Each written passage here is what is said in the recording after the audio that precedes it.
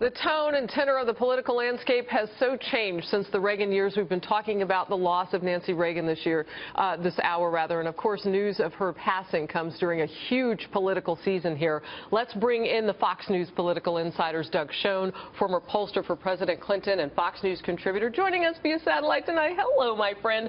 John LEBOUTILLIER here on set with me, former Republican congressman for New York, of course, and Pat Caddell, a former pollster for President Jimmy Carter and Fox News contributor. Okay, quick headlines. Doug, I'll start with you. Top of the news on your mind this Sunday.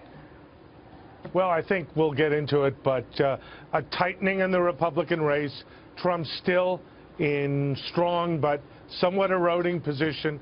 Big questions about this week and next week, and Hillary Clinton's position also more secure based on Republican discord.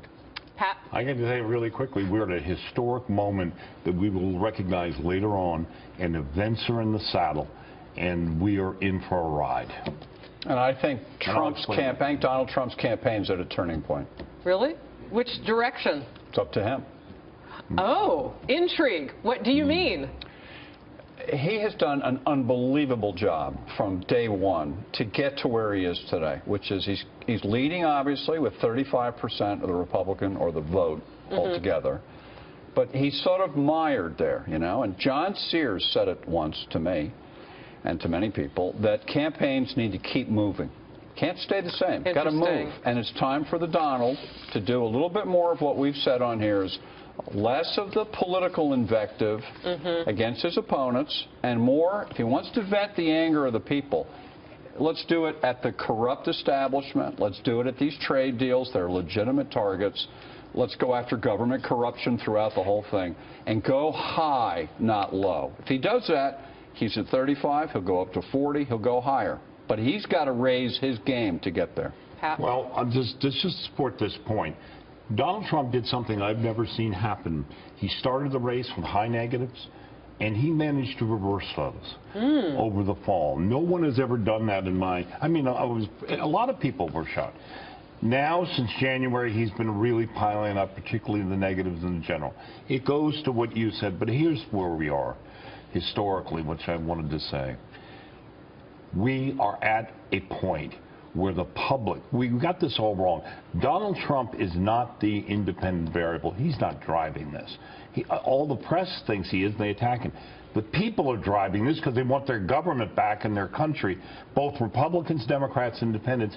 He is the vessel. They are the independent variable, and he is the dependent variable. And in this equation, we do not yet know what will happen, and I'll explain why in a second because it's very important. Doug, I'm going to turn to Twitter for just a second here because I'm seeing a little bit of a trend. Stanley Sir picked up on some language that I had earlier this hour saying I was promoting what we're going to be talking about. He says, why, Harris, do you speak of a hashtag Never Trump as a movement? But it has been talked about that way because it would seem like there are forces from all different areas, and that's exactly what you guys have been talking about. Well, that's exactly right. Let me be, again, pretty brief on this. There are a bunch of super PACs that are forming, former supporters of Jeb Bush and others, to stop Donald Trump explicitly. It's clear that that's going on. The establishment via Mitt Romney is certainly doing that, and between John Kasich in Ohio and Marco Rubio in Florida, you have the vehicles to block Trump. Whether that'll happen, that is the big question, along with Michigan on Tuesday. All right. We have a little bit of Donald Trump and his description of what's happening right now. Can we watch? The Republicans are eating their own. They got to be very careful. We have to bring things together. Now I hear, if we, not me, if we win. Look at these crowds. By the way, there are look at this thing. It's packed, this convention hall. Now, I wish the cameras would spin around and show those upper decks where you can't even get on. But on top of that, there are thousands of people outside. John, I've been saying it for weeks. What happens when the American voter feels left out of this process? I don't think they do feel left out of the process. This thing, man, we got more people voting in the Republican primaries than we've had in a long time. And it is partly or mostly the Donald who's brought them in. Do you think he's right, though, about eating their own with the establishment? Yeah, definitely. But everybody's eating their own. They smell victory and they smell defeat. The establishment smells defeat. They're losing control of their sinecure, their positions. But things are tightening. I mean, you said it. Things are tightening. They are, and because there are two phenomena going on, so let's understand the one. What we have with Romney and these political consultants, starting with Stu Stevens, his campaign manager, who decided he needed to make money, and you have all these people, Mike Murphy, have made millions off Bush. They're all getting in this, oh, give us some money, we'll stop him and attack him. So far, that kind of advertising hasn't worked.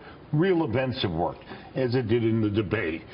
But let me just say something. If you want to talk about con artists, a party leadership which tells its people that it will be against Obamacare, will not fund immigration, and then does, has a party out of control. The Republican base, and I said this on this program at the end of 2014, if you remember, that the Republican Party was about to split apart between its base and its people. Now, all the people who want to, first of all, preserve their relationships at all costs, those corrupt arrangements that they have in Washington, they are now threatened. They woke up, my God, the barbarians are at the gate. We must kill this because we will be hurt. So they would rather have Hillary Clinton. Some of these people, they've said it. Actually so they can preserve their power. So what do you say to those people who are on the Trump train? I want to read from Rebecca Brown now. That's a movement, too, for Trump. Right. Listen, let me say this about Trump himself, the candidate. Okay, it's very hard when you're a candidate to really see what you're involved in. You're so close to it. You're giving these speeches. You're physically exhausted all day, all the traveling they do. And I don't think he quite has got the big picture of what he's got to do. He's got the people. They love him. He said it. My voters won't leave me even if I go out on Fifth Avenue and shoot somebody, right? But he needs more than these people. Are you surprised that somebody from within the establishment has not gone over and said, look, let me help you get this done? Because we're seeing that. He wouldn't listen to them. I think that you don't think that he would? I think candidates, they all do the same thing. They start out, people say you can never win, you're a loser, you'll never make it. And you get a thick skin and you say, I'm not going to listen to these people. And he has done this himself. Right. No pollsters, no advisors. When we come back, I want to talk about Ted Cruz and some of the language that he's used that, you know, some people are saying, well, look, that's more positive. It's not as negative. Is that why the gap is tight?